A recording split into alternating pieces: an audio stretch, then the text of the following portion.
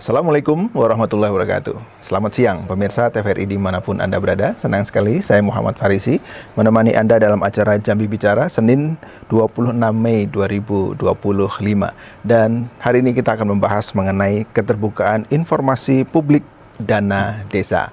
Ada 4 narasumber, ramai sekali hari ini hadir di studio TVRI pada siang hari ini. Saya perkenalkan, yang pertama ada Ibu Siti Masnidar. Beliau adalah Koordinator Bidang Kelembagaan di Komisi Informasi Provinsi Jambi. Assalamualaikum, apa kabar? Waalaikumsalam, Mas Faris. Terima kasih Mbak Aning sudah datang di studio TVRI. Kemudian saya perkenalkan narasumber yang kedua, yaitu Bapak Sumardi AKME. Beliau adalah Auditor Ahli Madya, Koordinator Pengawas Bidang Akuntabilitas Pemerintah Daerah BPKP Provinsi Jambi. Assalamualaikum, Pak. Waalaikumsalam. Terima kasih juga sudah hadir di studio TVRI. Terima kasih, kemudian Mas narasumber yang ketiga ada Pak Samsul Fuad SH. Beliau adalah Ketua DPD Abdesi Provinsi Jambi. Assalamualaikum, apa kabar? Waalaikumsalam. Pak Kades. Terima kasih sudah hadir di studio. Tadi saya penasaran ada pangkat-pangkatnya, nanti saya tanyakan ya. Bukan pangkat ya, tapi mungkin kayak apa ya, tanda ya gitu ya. Kemudian narasumber yang keempat, Pak Asep Saifuddin SEME, beliau adalah Kepala Bidang PPA 2 Kanwil Direktorat Jenderal Perbendaharaan, Pak ya, Siap. Provinsi Jambi. Assalamualaikum, apa kabar Pak? Waalaikumsalam. Terima kasih juga sudah hadir. Wah, menarik ini kita membahas mengenai dana desa. Sejak munculnya Undang-Undang Desa tahun 2014 ya, nomor 6 tahun 2014, itu desa menjadi otonom dan menjadi ujung tombak dalam pembangunan pemerintahan di Indonesia. Tentu anggaran juga semakin banyak digelontorkan, tapi juga harus banyak pengawasan. Apakah dana yang sudah digelontorkan itu efektif, benar-benar efektif, tepat sasaran, yang dikelola oleh kepala desa dan aparatnya dalam proses pembangunan dan untuk mencairkan masyarakat. Kita perbincangkan hari ini tentang keterbukaan informasi publiknya. Saya ke Mbak Aning terlebih dahulu. Mbak Aning, sesuai dengan tupoksi ya dari Komisi Informasi dan berdasarkan Undang Keterbukaan Informasi Publik, maka semua lembaga negara pemerintahan yang mendapatkan dana publik harus memberikan keterbukaan informasi kepada masyarakat. Nah, desa termasuk itu ya. Dan apa sebenarnya keterbukaan informasi yang harus dilakukan, yang wajib dilakukan oleh pemerintah desa kepada masyarakat, Mbak Aning? Baik, terkait dengan keterbukaan informasi ini kan kewajiban dari badan publik, lembaga negara, termasuk dalam hal ini pemerintah desa.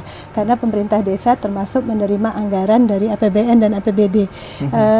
Dan yang menarik adalah untuk standar layanan informasi desa ini bahkan diatur tersendiri. Jadi kalau badan publik secara umum itu diatur dalam Perki nomor 1 tahun 2021, kemudian untuk standar layanan informasi desa ini diatur dalam selip khusus, yaitu di Perki nomor 1 tahun 2018. Wah, ini spesialis nih. Jadi spesialis benar gitu. Jadi kenapa? Karena ini di awal karena memang kan ketika kemudian dikucurkan dana desa dalam jumlah yang lumayan besar ya, tentu rata-rata dimulai dari angka 800 jutaan kan biasanya dari APBN. Nah, ini tergantung jumlah penduduknya. Nah, ini tentu masyarakat punya ekspektasi besar terhadap pengucuran dana ini untuk pembangunan desa yang lebih baik. Nah, keterbukaan informasi ini adalah bagian dari pertanggungjawaban dari pemerintah desa terkait dengan penggunaan dana desa. Karena masyarakat kan tentu ingin tahu dari sekian ratus juta ini digunakan untuk apa. Makanya dalam Perkislip 1 tahun 2018 itu ada yang disebut dengan informasi berkala, ada yang disebut dengan informasi setiap saat dan informasi serta-merta. Nah, berkala, setiap saat, serta-merta. Iya. Nah, apa tuh kalau terkait dengan pemerintah desa? Nah, informasi berkala ini adalah informasi yang wajib diupdate minimal 6 bulan sekali. Nah, ini termasuk di dalamnya mulai dari perencanaan, kemudian pelaksanaan, kemudian evaluasi. Kalau di perencanaan itu termasuk di dalamnya mulai dari penetapan APBD-nya, itu apa saja, kemudian nanti laporan akhirnya, evaluasi pertanggungjawaban desa, laporan kinerjanya, termasuk di dalamnya laporan pelaksanaan program dan kinerja. Jadi dari perencanaan, pelaksanaan sampai evaluasi investasi itu wajib disampaikan oleh pemerintah desa dalam bentuk macam-macam salurannya. Tergantung nanti kira-kira media saluran yang dipilih oleh pemerintah desa apa. Bisa dalam bentuk baliho misalnya, bisa kalau misalnya baliho itu terbatas kapasitas untuk menyampaikan informasi, maka sekarang kan sudah zaman digitalisasi, maka itu bisa disampaikan dalam bentuk website. Itu wajib? Iya. Wajib. Wajib. Jadi bahasanya wajib. Oke, baik. Kemudian tadi kan serta-merta, berkala. Iya. Kalau serta-merta ini adalah informasi yang memang harus disampaikan kepada masyarakat karena terkait dengan hajat hidup. Misalnya soal mitigasi bencana, misalnya ada longsor tuh wajib harus disampaikan. Misalnya masyarakat mana yang rawan, itu nggak bisa ditunda-tunda. Seperti itu.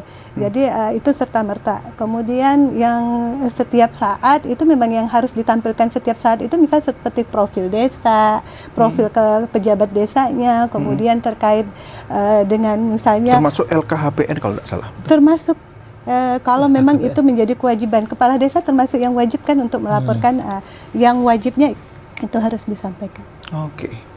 Oke, jadi memang harus terbuka ya. Iya, makanya nanti kita biasa ada evaluasi tiap tahun namanya monitoring dan evaluasi Monef Desa. Oke, nanti saya tanya tentang Monefnya, tapi saya harus bergerak dulu karena banyak narasumbernya, harus saya bagi-bagi waktunya. Saya ke Pak Fuad. Pak Fuad, selain Ketua Abdesi tentunya Kepala Desa juga dong? Jelas, Kepala Pak. Desa di mana Pak? Saya Kepala Desa di Karangberahi, Kecamatan Pemenang, Kabupaten Merangin. Oke, baik. Sudah berapa periode Pak? Baru masuk 2 periode Pak. Luar biasa. Tadi penasaran nih, apa yang ada di ini Pak? Di sebelah kiri, dada sebelah kiri. Ini tanda penghargaan dari Kementerian Desa Pak, bahwa kita desa mandiri itu. Desa mandiri, luar biasa. Ada berapa tingkatan Pak desa itu? Banyak Pak, dari desa tertinggal, desa berkembang, desa maju, baru ke mandiri. Oh, berarti yang tertinggi nih? Alhamdulillah Pak. Wah, luar biasa. Berarti harus diberikan. Banyak nggak Pak desa-desa di Provinsi Jambi yang mendapatkan hampir penghargaan? 90% lah Pak, sudah mandiri. Wah, alhamdulillah kalau begitu. Baik Pak, hari ini kita bahas mengenai keterbukaan informasi. Tadi sudah dijelaskan apa saja yang harus terbuka, mulai dari RCCPDS lah, kira-kira begitu ya, APBDes-nya, kemudian RKPD dan lain sebagainya. Apakah desa Pak Fuad juga, apakah desa Pak Fuad dan desa-desa yang lain, karena Bapak Ketua Abdesi, apakah sudah memberikan keterbukaan informasi publik itu kepada masyarakat? Baik Pak, alhamdulillah untuk Provinsi Jambi ini 1.400 desa kita sudah melaksanakan keterbukaan dengan masyarakat. Yang pertama, kita harus melaksanakan misalnya RPJMDes-nya Pak. Karena membangun desa itu harus ada di dasarnya di RPJMDes. Nah nanti kita naik lagi ke tingkatannya RKPDes, Rencana Kerja Pemerintahan Desa. Rencana Kerja Pemerintahan Desa itu kalau tidak ada di RPJMDes itu tidak akan bisa masuk di RKPDes. Terakhir di APBDes. Dan semuanya itu kita melalui rapat dengan masyarakat, elemen yang ada di desa, kita rapat untuk pembentukan timnya RKPDes, timnya APBDes. Itu sudah, saya rasa keterbukaan sudah terbuka. Kita tiap desa itu punya baleho APBDes Pak, menerangkan dengan masyarakat apa yang kita bangunkan di anggaran tahun 2025, contoh seperti itu. Baik kita masuk BLT-nya, itu BLT itu kita undang dulu para ketua RT, kita tegaskan dengan ketua RT, pilihkan masyarakatmu yang benar-benar berhak menerima BLT. Nah setelah rapat sama Pak RT, kita ngambil dasarnya Pak, lapor dari ketua RT, karena ketua RT yang lebih tahu yang berhak menerima BLT, termasuk bansos seperti itu. Ini banyak bansos-bansos nih Pak, kan masih nama-nama lama yang turun. Jadi setelah itu turun nama-namanya itu kita panggil lagi, apakah nama-nama ini masih berhak untuk menerima atau tidak. Kalau ini gitu tidak berhak lagi, tentu kita rapat kembali Pak, untuk mencari penggantinya. Itu. Oke, luar biasa. Berarti artinya tidak hanya di atas kertas nih Mbak, ternyata memang sudah dilakukan. Sudah dilakukan ya, keterbukaan informasi. Oke, baik. Nah, terkait dengan pengelolaan dana desa, desa ini kan membangun perlu dana Pak ya? Perlu dana. Kalau di tingkat nasional APBN, tingkat daerah APBD lah, kira-kira begitu. Nah, kalau di desa apa namanya Pak, dan sumbernya dari mana saja? Di desa itu, kalau desa aja itu kayaknya kalau BUMDesnya udah maju, ya tidak ada juga dasar dari BUMDes Pak, RPAD lah ya, dapat anggaran desa. Jadi ada APBDes juga berarti ya? Ya nanti kita masukkan APBDes Pak. dari PAD itu dirapat dengan masyarakat hasil PAD desa, contoh Karangberahi, contoh segini, dana apa namanya PAD-nya kita masukkan di APBDes, karena itu perlu kita laporkan Pak hasil PAD kita. Nah, sumber dananya dari mana Pak? Sumber dana pembangunan desa, kalau tidak salah ada, termasuk ada dana desa, ada ADD dan lain-lain ya, apa saja Pak? Kalau untuk pembangunan desa itu dana dari dana desa Pak, APBN Pak. Juga ada dari bantuan khusus dari provinsi BKBK namanya Pak. Itu untuk pembangunan desa, infrastrukturnya. Nah, itu. Berarti sumber pendanaan pembangunan desa dari pemerintah pusat disebut dana desa. Dana desa. Dari pemerintah provinsi BKBK. BKBK. Kepanjangannya apa Pak? Bantuan khusus. Bantuan khusus. Dari APBD kabupaten ada Pak? APBD kabupaten itu namanya ADD Pak. ADD. Ya. Apa itu Pak? Alokasi dana desa. Ya. Kemudian yang terakhir dari sumber PAD dari masyarakat yang tadi dikelola lewat BUMDes. Betul Pak ya? Ya. Seperti itu. Oke, baik. Nah, terkait dengan pengelolaan desa, pengelolaan keuangan desa itu Pak, bagaimana mengelola uangnya? Artinya dananya ada berapa rata-rata Pak ya? Yang tadi dari 4 sumber tadi. Kemudian dikelola atau digunakan untuk apa saja? Pasti kan beda-beda nih Pak. Ya. Misalnya dana desa digunakan hanya terbatas untuk apa gitu ya? ADD untuk apa? Atau boleh semuanya digunakan untuk fisik, untuk apa, sarana prasarana atau apa? Gimana? Kalau dana itu Pak, kita sudah ada ketentuan Pak dari Kementerian Desa, dari Keuangan sudah. Dari dana desa itu digunakan untuk pembangunan apa gitu kan. Kalau untuk masjid jelas tidak bisa Pak. Untuk madrasah tidak bisa. Nah itu dia ada semua Pak. Jadi ada semua. limitatif Pak ya, sudah terbatas apa yang boleh dilakukan. Yang dana desa. Dana desa. Termasuk ADD. Termasuk BKBK. Dan ADD itu sudah ada aturan dari bupatinya Pak. Itu khusus pembayaran siltab, insentif perangkat desa, masukkan guru ngaji pun ngambil di situ. Oke, baik. Nanti saya perdalam lagi Pak terkait dana desa. Saya ke Pak Sumardi. Ya, Pak Sumardi ini di BPKP Pak ya. BPKP ini Badan Pengawasan Keuangan dan Pembangunan. Badan Pengawasan dan Pengawasan Keuangan dan Pembangunan. Nah, apa perannya Pak kalau terkait dengan pengelolaan khususnya keterbukaan informasi untuk dana desa Pak? Baik. Jadi mohon terima kasih Pak Aris terkait dengan tugas kami terkait dengan keterbukaan informasi di pengelolaan dana desa tentunya. Tugas dan peran BPKP khususnya kalau mengikuti PP 60 tahun 2004, tugas kami adalah di samping assurance juga ada tugas namanya konsultan. Salah satu diantaranya adalah penguatan akuntabilitas dana desa itu adalah penugasan konsultan, salah satu diantaranya itu. Kemudian di samping konsultan kami juga melakukan namanya kegiatan assurance, sifatnya melakukan monitoring, evaluasi dan seterusnya. Kalau terkait dengan transparansi penguatan itu ke semua desa Pak? Tidak semua desa, tapi kita lakukan sesuai dengan biasanya per triwulan Pak. Per triwulan dan kita melakukannya sesuai dengan ada permintaan?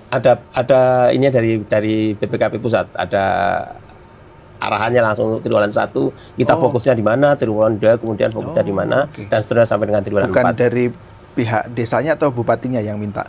Enggak, memang dari kami ada MOU dengan Kementerian Dalam Negeri bahwa BPKP di samping itu melakukan monitoring sekaligus evaluasi terkait penggunaan dana desa. Nah, pada saat Bapak melakukan tupoksinya itu berarti harus disampaikan dulu kami mau berkunjung, mau melakukan itu, atau pasti. Istilahnya sidak gitu Pak? Kalau biasanya kami akan berkoordinasi dengan Dinas Pemberdayaan Masyarakat Desa yaitu DPMD masing-masing kabupaten, bahwa kami dalam triwulan ini akan melakukan evaluasi terhadap beberapa desa yang kami lakukan sampel sesuai dengan arahan atau maksud dari masing-masing TEO. Artinya TEO itu tentatif evaluasi objektif. Tiap-tiap triwulan berbeda-beda. Jadi triwulan 1 misalnya berkaitan dengan ketepatan penyajian laporan di akhir tahun misalnya, kemudian juga termasuk penyetoran saldo pajak atau saldo apa terkait ketepatan sisa anggaran desa yang harus dipertanggungjawabkan di akhir tahun misalnya. Kemudian triwulan berikutnya berkaitan dengan ketepatan penyaluran BLT misalnya. Kemudian di triwulan berikutnya terkait ketepatan terkait penggunaan dana pembangunan desa misalnya, dan seterusnya sampai dengan triwulan 4. Dan temuannya biasanya seperti apa tuh Pak? Variatif Mas. Jadi kalau di desa itu kan ada istilah nggak, patuh tidak patuh atau bagaimana hasilnya? Bukan seperti itu?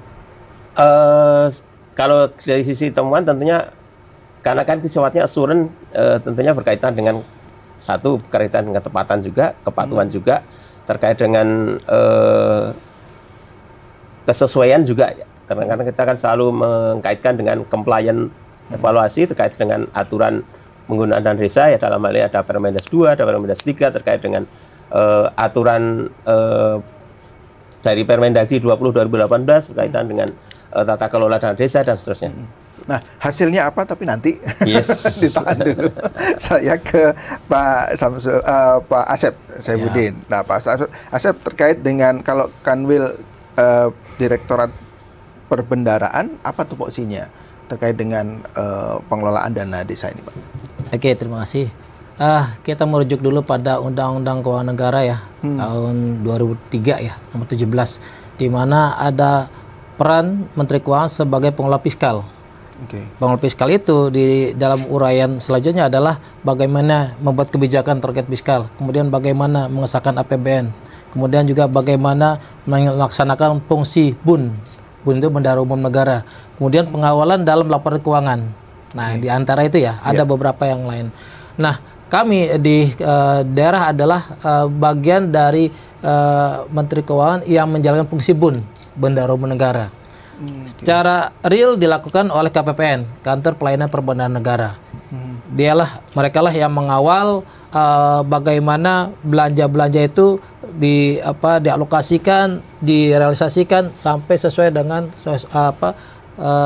tujuan yang ditetapkan, kan seperti itu. Nah, KPPN itu adalah bagian dari subordinat kami. Kami adalah supervisor dari para KPPN.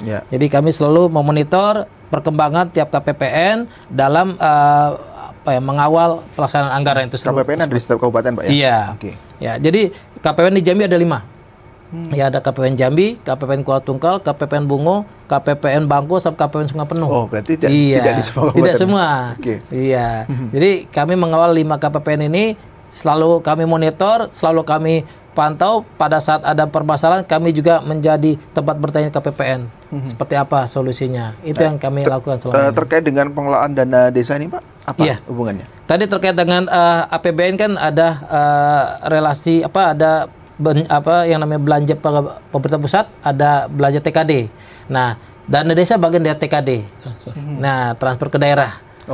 Jadi nanti jadi kita kawal seperti apa dana di 1414 desa yang ada di Jambi ini, ya kan, dari mulai besarannya, terus bagaimana pencairan tiap tahapnya kita kawal. Karena tiap tahap itu hitungan berapa jumlah besarnya itu bukan di Bapak. Hitungan berapa besar tiap daerah itu ada di fungsinya DJPK. Mereka menetapkan tiap daerah itu dapat berapa, tiap desa dapat berapa itu, tapi ada 4 kategori. Ada alokasi dasar sesuai dengan jumlah penduduk, kemudian ada alokasi afirmasi. Bapak ini nggak termasuk karena afirmasi untuk daerah desa tertinggal. Terus alokasi kinerja. Nah, kemungkinan kalau mandiri dapat alokasi kinerja. Kemudian terakhir lagi alokasi formula. Nah, alokasi formula itu nanti ada rincian terkait dengan jumlah penduduk, ada luas wilayah, ada juga terkait dengan masalah geografis di situ. Nah, itu dananya. Nah, terkait dengan provinsi, desa-desa di Provinsi Jambi, Pak, selama ini bagaimana penyaluran dan pengelolaan anggarannya? Tapi nanti menjawabnya. Kita harus dulu, pemirsa jangan kemana-mana, tapi Jambi Bicara.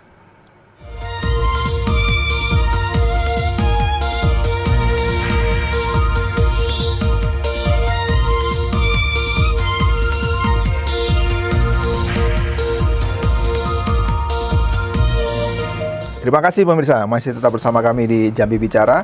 Menarik tema kita hari ini adalah keterbukaan informasi pengelolaan dana desa. Saya lanjutkan kembali ke Pak Asep dari Kanwil Direktorat Perbendaharaan. Oke. Ada telepon masuk, kita sapa dulu, Pak. Baik, kita sapa dulu penelpon masuk. Assalamualaikum, selamat siang. Ya. Waalaikumsalam warahmatullahi wabarakatuh. Oke, Pak Yudi di Telanai, silakan Pak Yudi. Ya, terima kasih, Bu Habibie. Slow aja. Ya. Baik, saya sapa dulu Bung Paridi. Ya, silakan Pak. Yang terhormat Bapak-bapak, Ibu ya satu, para narasumber ya. Tentu sesuai dengan bidang dan keahliannya masing-masing. Mohon maaf saya tidak menyebutkan nama dan detailnya karena waktu. Ya. Timeline kita cukup padat ini. Jadi saya diputus di PRI.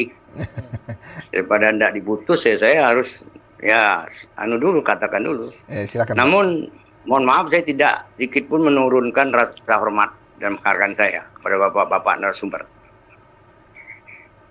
Tadi sudah dijelaskan bahwa kita diikat oleh Undang-Undang 14 2008 tentang keterbukaan informasi publik. Ada lembaganya, KI, juga ada disebutkan tadi cukup lex specialis di desa ini dan juga dikurung oleh Undang-Undang Desa. Itu sudah tidak ada alasan lagi.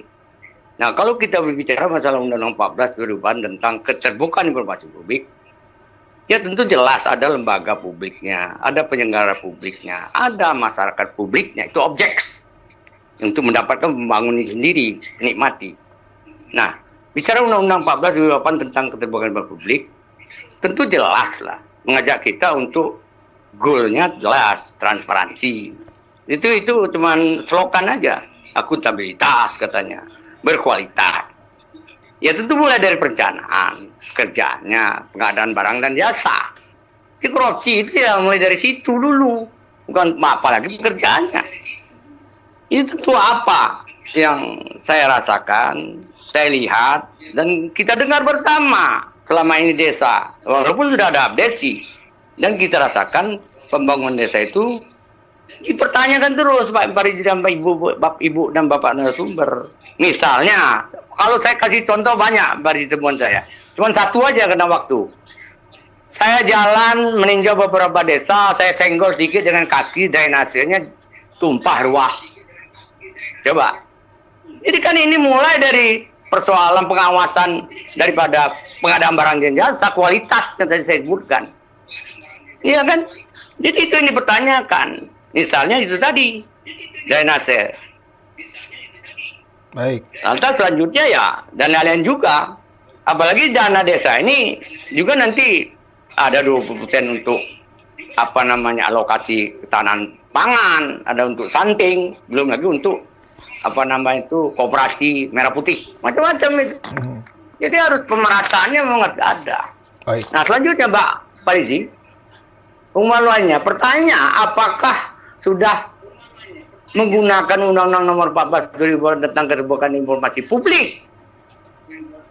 Nah, terakhir ke depan lembaga KI ini ya dituntut dan stakeholder terkait ya apakah sudah dievaluasi tentang pemahaman masyarakat tentang KIP itu sendiri, Undang-Undang 14 2008. Kapan mengevaluasinya? Jangan-jangan masyarakat nggak tahu berapa persen. Nah itu. Nah juga kibda-kibdanya yang ada di daerah, apa sudah jalan atau jalan-jalan? Kan ini pertanyaannya, jalan di tempat itu. Baik. Nah teori SWOT juga mengatakan teorinya untuk membangun itu ada planning, ada organizing, ada control, ada executing dan ada controlling. Dimanapun di desa manapun, baik provinsi, kabupaten, kota dan desa itu teori itu dipakai. Nah kita lemahnya di controlling sampai hari ini. Nah mohon kiranya dijelaskan ke Bapak Ibu narasumber ini, controlling yang gaya baru ini bagaimana untuk membantu mengontrol pembangunan desa ini. Baik. Jadi saya ragu kontrolingnya, kontrol-kontrolnya saja. Saya rasa itu saja yang sangat penting menurut saya. Semoga ya abdesi ini tetap menjadi abdesi yang benar gitu, jangan abdesi-abdesian. Begitu juga dari BPKP, bagaimana itu mengawasi kontrolingnya. Ya, baik Pak Yudi. Juga evaluasi apakah masyarakat sudah tahu tentang keterbukaan informasi publik ini. Jangan-jangan bodong semua masyarakat ini. Saya demikian, mohon maaf, inilah yang saya dapatkan di lapangan. Mudah-mudahan transparansi ini memang tidak diucapkan tapi dilaksanakan. Terima kasih. Mohon maaf, wabillahi taufik walhidayah. Wassalamualaikum warahmatullahi taala wabarakatuh. Salam sehat untuk kita semua. Baik, terima kasih Pak Yudi. Tadi bicara mengenai transparansi, akuntabilitas, kemudian ada satu lagi partisipatif ya. Pak, saya lanjutkan kembali ke Pak Asep terkait dengan itu. Berarti tugas dari Kanwil adalah penyaluran, ataukah ada unsur kontrol juga Pak? Ya. Terkait dengan dana desa, controlling yang disampaikan Pak. Ya, siap. Sebenarnya eksekusi di lapangan adalah tadi KPPN. Ya, KPPN lah yang melaksanakan penyaluran tiap tahapnya. Nah, untuk bisa mengontrol itu kan ada dokumen-dokumen persyaratan yang harus dilengkapi dari mulai desa, kemudian diakumulasi oleh DPMD, Dinas Pemberdayaan Masyarakat Desa, kemudian dikolek sebelum diajukan ke kami itu oleh BPKPD selaku BOD. Nah, sampai di kami itu diperiksa ulang kan gitu ya. Kelengkapannya, ketepatan dokumennya itu sampai yakin benar baru kita nanti proses. Sebentar, proses berarti verifikasi. maksudnya kalau mau mencairkan dana desa itu harus mengajukan dokumen dulu? Iya, dokumen syarat salur. Istilahnya dokumen syarat salur. Jadi misalkan tahap 1 itu ada APBDes, sudah ada belum APBDesnya? Kemudian realisasi tahun lalu gimana? Kan ya. Terus ada beberapa yang harus kita periksa terkait dengan persyaratan itu. Kalau nggak ada syarat itu kita kembalikan. Nggak boleh salur. Nah, selama ini kalau untuk desa-desa di Provinsi Jambi lancar semua atau ada yang tidak cair atau bagaimana? Secara garis besar alhamdulillah lancar. Ya, cuma terkait dengan tahun 2024 ada 3 memang desa yang tidak salur. 2 di Kerinci, 1 di Sorolangun. Nah, kenapa ini ada permasalahan internal, konflik internal antara kepala desa sama BMD ya, Badan Musyawarah Desa, BPD, Badan Pemusyawarah Desa kan. Ini ada permasalahan yang sampai akhirnya tidak bisa menerbitkan APBDes. Tidak ketok palu. Tidak ketok palu. Ini yang jadi persoalan di 3 desa ini. APBD pakai anggaran tahun yang lalu kalau nggak salah gitu ya. Kalau di desa tidak seperti itu. Bisa. APBDes-nya harus itu dulu diketok palu. Dan dulu. kalau terjadi seperti itu berarti tidak ada anggaran yang turun dan tidak ada pembangunan di sana. Iya, kecuali mungkin yang terkait dengan yang earmark yang harus itu terus ada. Tapi ini kan jadi masalah. Kalau misalkan kan alokasi dana desa itu ada earmark, non earmark. Ya, kalau ada permasalahan biar earmark yang dikhususkan. Kalau earmark itu yang spesialis misalnya belanjanya dikhususkan. Jadi ini untuk pendidikan sekian, untuk sekian. Itu earmark. Kalau non earmark terus sesuai dengan prioritas. Ada 8 tadi disebutkan terkait dengan earmark itu penggunanya misalkan terkait dengan penanganan kemiskinan ekstrim. Ya, itu paling tinggi 15%. Kemudian terkait termasuk di situ juga ada terkait stunting juga, penguatan desa yang adaptif ya terhadap perubahan iklim. Kemudian peningkatan promosi dan penyediaan layanan dasar kesehatan skala desa termasuk stunting. Kemudian dukungan program ketahanan pangan. Kemudian juga pengembangan potensi dan keunggulan desa. Itu yang earmark Pak ya? Earmark ya. Terus ada lagi pemanfaatan teknologi dan informasi untuk percepatan informasi desa digital dan pembangunan berbasis padat karya yang tunai dan juga penggunaan bahan baku lokal itu yang earmark. Artinya dana desa itu sudah limitatif untuk hal-hal yang seperti itu. Iya. Oke, baik. Saya ke Pak Fuad. Pak Fuad tadi banyak disinggung soalnya sama Pak Yudi di telepon terkait dengan keterbukaan informasi dana desa tadi. Meskipun tadi Bapak sudah menyampaikan bahwa mayoritas desa sudah melaksanakan itu, tapi Pak Yudi tadi menemui banyak hal-hal yang belum sepenuhnya terbuka terkait dengan pengadaan barang dan jasa dan lain-lain. Bagaimana tanggapan Bapak? Kalau masalah pengadaan barang dan jasa itu kan sudah ada semua aturannya, Pak. Kita beli pun di toko itu sudah ada harga-harganya. Kita pun tidak bisa naik di atas harga itu. Sudah pakai sistem digitalisasi atau? Ya, yang jelasnya Pak, kalau kita desa ini, yang khususnya desa saya lah ya, semuanya Provinsi Jambi ini insya Allah sama lah Pak. Kalau untuk ya keterbukaan dengan masyarakat sudah cukup. Sesuatu membentuk RKP aja semua masyarakat diundang. Terkecuali mereka diundang nggak datang, itu kan bukan urusan kita Pak. Kita sampaikan semua.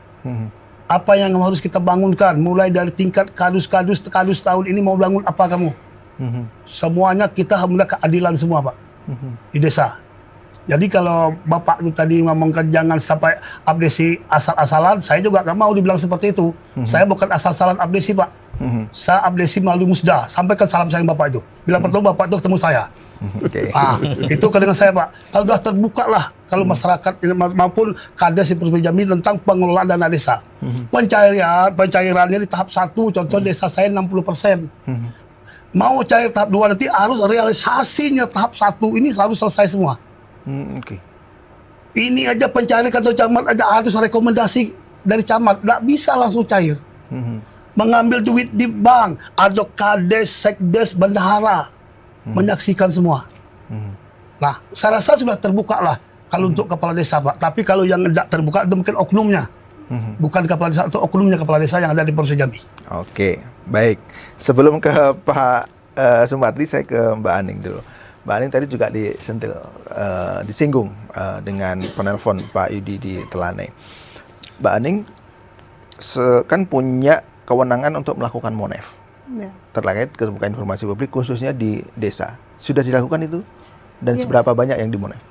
Kami melakukan MONEF desa itu berdasarkan tidak semua desa. Jadi seperti uji petik ya. Kita biasanya setiap tahun hanya mengambil sampel di 33 desa yang berbeda setiap tahunnya, biasanya seperti itu. Berarti satu kabupaten kota 2 desa? Biasanya 2 sampai 3 desa. Gitu ya? Kadang ada juga desa yang minta tambahan, minta mengajukan diri untuk di MONEF, itu ada juga. Jadi biasanya bisa di atas 33 berarti. Karena kadang ada juga desa yang secara mandiri mereka mengajukan diri untuk di uji MONEF.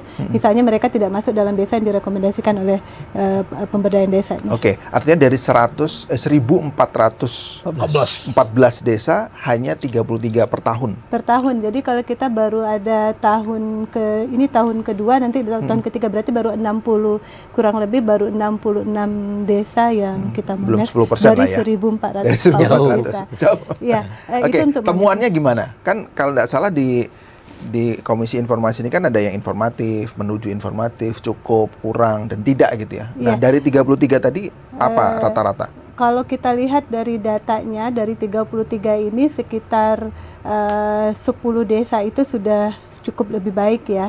Tapi untuk yang informatif itu mungkin baru 4 desa dari 33. Jadi kita tahun lalu itu ada Purwobakti di Bungo, kemudian ada Kota Baru di Merangin, ada Tirta Kencana di Tebo, kemudian ada satu di Muaro Jambi itu saya lupa tapi dia juga kemarin terpilih menjadi desa anti korupsi dari KPK. Itu desa apa ya yang di Muaro Jambi satu lagi. Ada 4 desa yang sudah kita berdasarkan hasil verifikasi kita itu termasuk dalam desa yang informatif. Oke. Nah, dari yang apa Mbak sampaikan tadi, apa biasanya yang belum memenuhi unsur informatif itu? Kelemahannya di bidang apa keterbukaannya? Jadi kan dalam penilaian di MONEF desa itu kan kita berdasarkan Perki 1 di tahun 2018.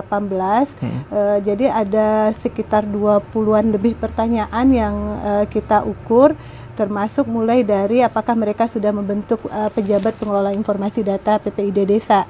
Ya, karena PPID ini yang kemudian akan mengelola informasi desa. Kemudian apakah mereka mengajikan tentang profil desa, kemudian terkait dengan laporan keuangan itu mulai dari RPJMDes, RKA-nya, kemudian sampai ke APBDes, sampai ke laporan akhirnya, realisasinya. Itu apakah itu juga disajikan dalam keterbukaan. Jadi mereka ini umumnya ada yang menyampaikannya dalam bentuk baliho, ada yang menyampaikannya langsung di website desa, gitu. Kemudian nanti selain itu juga bagaimana pengumuman pemberian bantuannya, misalnya BLT, kemudian bantuan PKH dan sebagainya, apakah mereka mengumumkan nama-namanya dan sebagainya. Jadi banyak pointer-pointer yang menjadi indikator penilaian dari MONEF desa itu. Ketika ini disajikan seluruhnya, termasuk laporan tentang BUMDes, laporan keuangan BUMDesnya seperti apa, apakah mereka melakukan rapat BUMDes setiap tahunnya dan laporannya, itu juga menjadi indikator penilaian dalam MONEF. Oke, berarti rata-rata menuju informatif atau cukup informatif?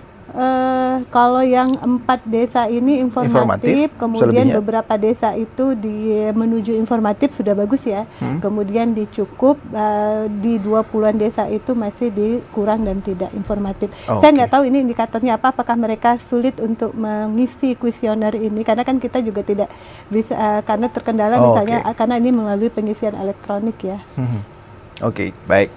Berarti harus diperdalam lagi nih, apakah yang tidak informatif dan kurang informatif itu terkendala pengisiannya atau memang tidak ada yang diisi. Jadi baik, saya ke Pak Sumardi. Pak Sumardi, tadi juga disinggung oleh Pak Yudi. Bagaimana, apakah ada fungsi kontrol terhadap pengelolaan dana desa ini? Oke. Jadi kalau kita melihat dari Undang-Undang Desa, kemudian juga dari Permendagri terkait dengan pengelolaan dana desa. Undang-Undang Nomor 20 tahun 2018 juga termasuk penggunaan dana desa di Permendes 2 tahun 2024 untuk tahun anggaran 2025. Di sana disebutkan bahwa untuk pengawasan itu sebetulnya yang paling melekat setiap saat itu adalah satu BPD selaku Badan Permusyawaratan Desa. Itu setiap saat dia harus melakukan pengawasan terhadap aktivitas dari Pak Desa dalam melaksanakan kegiatan bangunan desa. Kemudian di atasnya ada inspektorat. Kalau kami di atasnya lagi ada BPKB, kan BPKB sifatnya juga sampel, tidak setiap saat turun. Yang setiap saat turun itu mungkin lebih banyak di inspektorat dan di BPD yang berkaitan langsung terkait dengan pengawasan desa. Itu yang mungkin terkait dengan entitas, terkait dengan pengawasan keuangan dana desa. Dalam hal ini mungkin perlu kami sampaikan juga terkait dengan tadi disampaikan terkait publikasi terkait bahkan di aturan penggunaan dana desa itu sendiri untuk RPJMDes-nya itu sendiri itu harus dipublikasikan kepada masyarakat, termasuk RKPDes-nya, bahkan terakhir terkait dengan APBDes-nya itu harus disampaikan dalam bentuk atau tadi disampaikan oleh Ibu terkait bagaimana menyampaikan kepada seluruh masyarakat terkait kalau di desa-desa yang sering kita lihat itu lebih banyak pada anggaran terkait dan peruntukannya dipampang di baliho-baliho. Cuman yang sering kita lihat kadang-kadang pas realisasinya kadang-kadang tidak dipublikasikan. Ya itu mungkin menurut saya memang harus dievaluasi kepada desa terkait dengan publikasi realisasi penggunaannya lebih banyak ke sana. Oke, Pak Fuad, tadi kalau kontrol BPD ini sebenarnya aktif nggak Pak? Atau ya ikut-ikut aja gitu? Atau memang jadi benar-benar check and balance gitu ya, penyeimbang dari pemerintahan desa, Pak? Kalau BPD sangat berperan sekali, Pak. Dia pengawasannya ada di BPD. Kalau mungkin ada BPD yang tidak melaksanakan itu berarti itu oknumnya, Pak. Sedangkan kita ini sebelum inspektorat turun, itu dari kecamatan tuh ada bahasanya monep, Pak. Pemeriksaan semua yang di anggaran tahap 1 contoh apa yang dibangun, apa gunanya, itu diperiksa dulu dari kecamatan. Pimpinan camat langsung, Pak. Dihadiri Babin Kamtibmasnya, pendamping desa maupun Babinsa memeriksa apa yang dia kerjakan di tahap 1 gitu. Sebelum turunnya pemeriksaan dari inspektorat. Kalau BPD sangat berperan sekali, Pak, di desa. Kalau itu BPD yang tidak berperan berarti oknumnya. Ya. Nah, itu aja. Oke. Jadi artinya sebenarnya sudah sangat ketat ya. Pengawasan, kontrol juga dilakukan. Oke. Baik, kita masih ada beberapa segmen lagi, tapi kita harus jeda dulu. Pemirsa jangan kemana-mana, tetap di Jambi Bicara.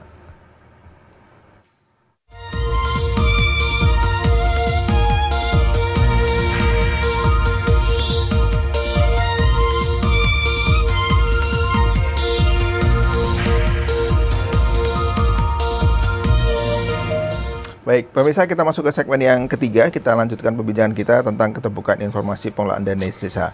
Saya ke Pak Asep lagi, Pak Asep Saifuddin dari Kanwil Direktorat Perbendaraan. Pak, tadi menarik tadi kalau Bapak sampaikan ada beberapa daerah yang terkendala gitu ya. Tapi secara umum normal dan lancar. Kalau dari sisi yang terkendala tadi, Pak, untuk pembelajaran semuanya, apa yang menyebabkan itu terjadi, Pak? Terkait dengan tidak salurnya dana desa ya. Ya, komitmennya kuat sebenarnya.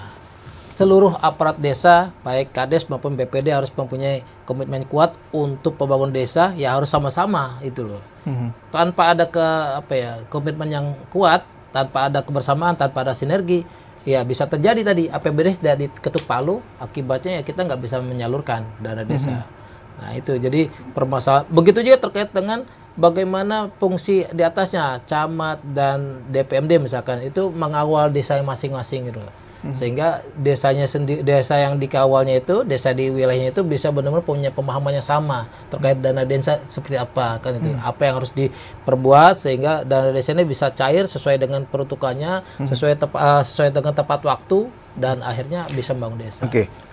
Pak Asep, tadi kan sumber keuangan desa selain dana desa ada alokasi dana desa, ada BKBK, bantuan khusus bantuan dan keuangan. pendapatan. Lah, kalau berarti yang Bapak kelola hanya yang dana desa, Pak? Dana desa.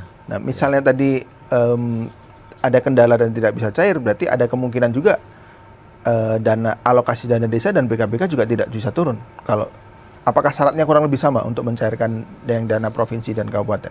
Mungkin terkait dengan BKPK mungkin Pak Sumardi yang jelaskan. Yang jelas dana desa ini kan memang diperuntukkan setiap tahun untuk membangun desa di seluruh Indonesia kan itu ya, bagian dari TKD.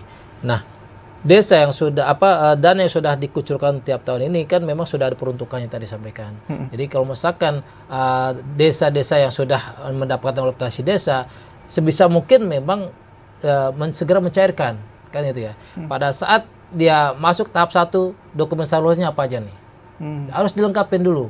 Kemudian dia juga harus menguasai, teman-teman di desa harus bisa menguasai aplikasi SPAN, ya kan? Sekarang udah ada. Pak, mohon maaf, bahasanya ribet nggak sih administratif yang seperti itu? Sebenarnya dengan adanya aplikasi sudah tidak ribet lagi karena sudah main di komputer aja, nggak harus secara fisik diserahkan ke kami di KPPN.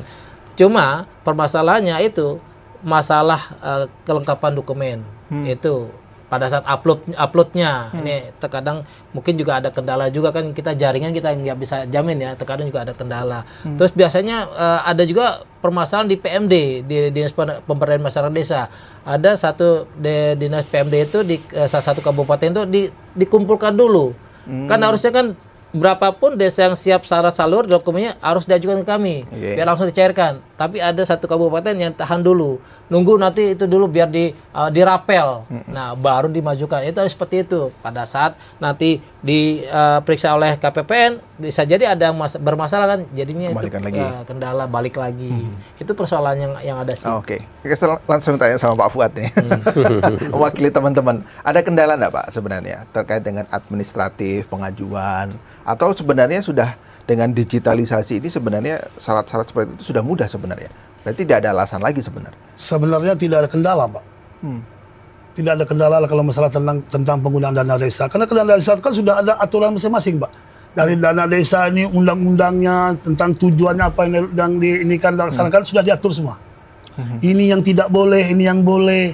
Saya rasa Inmark dan tadi saya rasa sudah tidak ada kendala, Pak, bagi desa di Provinsi Jambi. Yang kendalanya dananya kurang. Nah, itu yang mau saya tanyakan. Kalau kita bikin skala gitu Pak ya, artinya dengan sumber keuangan tadi ada dana desa, ADD, BKBK, itu sudah cukup atau belum Pak? Atau kurang? Kalau kurangnya kurang banyak atau bagaimana? Kalau cerita kurang Pak, jelas kurang banyak lah Pak. Kurang banyak? Karena desa itu kan ya terutama desa tertinggal masih banyak yang harus dibangun infrastruktur. Dana desa itu kan bermacam ini ke sini pos-posnya, jadi untuk infrastrukturnya itu sekitar 60%. Oke. Ya itu. Fleksibel nggak mengelola dana desa itu Pak? Atau terbatas karena hanya terbatas ini sehingga tidak bisa untuk melakukan yang lain? Jelas terbatas itu karena keterbatasan dana tadi Pak. Disitulah keterbatasannya. Oke, Pak, terkait dengan yang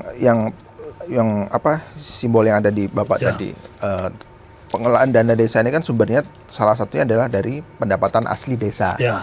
Nah, mayoritas apakah desa-desa ini sudah mampu untuk mengelola pendapatan sumber daya baik alam atau yang lain-lain yang ada di desa, sehingga kalau Bapak tadi bilang kurang, ya bisa dicukupi dengan kemandirian untuk mengelola sumber dayanya? Gini Pak, di desa itu kan kita kan tidak sama PAD-nya Pak. Ada juga yang minim, ada yang tidak punya PAD sama sekali. Contoh daerah yang berhasil? Yang berhasil banyak, tempat-tempat yang berhasil yang PAD-nya lumayan untuk membantu desa gitu kan. Di kecamatan saya itu ada satu desa, namanya Desa Empang Benawo. Ya. Itu PAD-nya lumayan Pak. Dari apa? Dari sawit. Nah, jadi dia punya tanah desa, diserah pengelolaannya kepada pihak perusahaan. Dia bagi hasil. Nah, itu iya Pak, masyarakatnya aja per kakak itu dapat dari hasil-hasil itu. Dari hasil PAD-nya itu. Masuk ke APBD-nya lagi. Selain yang alam Pak, sawit misalnya, atau ngelola peternakan, mungkin punya kambing diternakan, atau lele, ikan, dan sebagainya? Peternakan juga banyak Pak, seperti sapi gitu kan, kambing. Banyak itu Pak. Artinya sebenarnya bisa dong untuk mendapatkan PAD sendiri? Bisa. Dari situ penambahan dari PAD tadi untuk masuk ke APBD untuk penambahan pembangunannya Pak. Oke. Baik, saya ke Pak Sumardi lagi. Pak Sumardi, Siap. Terkait dengan apa yang pasti menjadi tupoksi Bapak tadi. Nah, kendala apa mayoritas kendala yang Bapak temui dalam pengelolaan dana desa? Apakah SDM yang mengelola itu masih banyak yang kurang, atau integritasnya, atau apa ya? Baik. Jadi di awal tadi kami sampaikan bahwa BPKP fungsinya di samping mempunyai tugas assuran itu memastikan, ada juga tugasnya konsultan. Ya. Kami mencoba memberikan dalam bentuk konsultannya pada desa ini. Sampai dengan hari ini kami bekerja sama dengan Kementerian Dalam Negeri menciptakan aplikasi namanya Siskedes. Siskedes itu bisa membantu seluruh desa ini bisa mengelola dana desa dengan tentunya dengan lebih bertanggung jawab. Tentunya dia tidak akan bisa menggunakan ini kalau tidak ada atribut-atribut yang harus dipenuhi. Ketika dia tidak bisa menggunakan aplikasi, kalau misalnya APJDes-nya belum diterbitkan. Demikian sampai APBDes di setiap lininya itu penggunaan sampai dengan bisa digunakan, itu semuanya ada aplikasinya. Ada aplikasinya. Dan mudah digunakan. Dan mudah digunakan. Kita harus jeda dulu. Siap. Nanti kita akan kembali pemirsa, tetap di Jambi Bicara.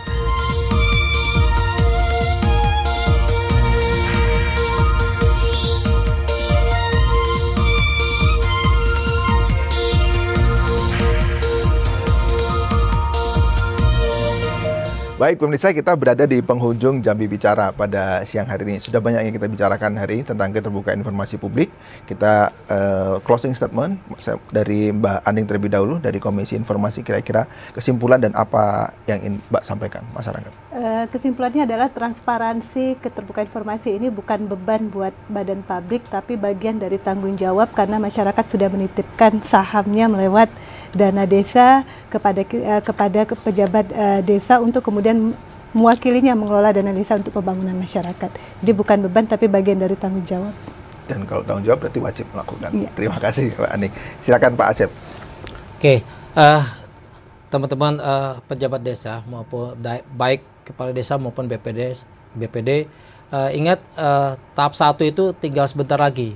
Limitnya ada tanggal 15 Juni 2025. Tolong disiapkan semuanya dokumen salurnya agar tidak sampai terlewat tanggal 15 Juni tersebut sebagai syarat salur untuk dokumen syarat salur di tanggal 15 Juni 2025. Baik, terima kasih Pak Sumardi. Baik, tadi ada beberapa hal yang perlu sempat kami sampaikan, tapi akan kami jadikan sebagai closing statement. Yang pertama berkaitan dengan kelemahan tata kelola dana desa yang sering kami temui selama beberapa periode ini, akhir tahun ini. Yang pertama terkait dengan belanja desa tidak optimal dan kurang berdampak pada masyarakat. Itu di dalamnya juga termasuk di dalamnya berkaitan dengan tidak langsung mengenai porsi sesuai dengan aturan RPK tadi yang ada yang juga dilanggar. Harusnya dia digunakan untuk pembangunan, sebagian digunakan untuk operasional kantor. Kemudian lemahnya manajemen kas desa. Ini memicu terkait terjadinya adanya fraud.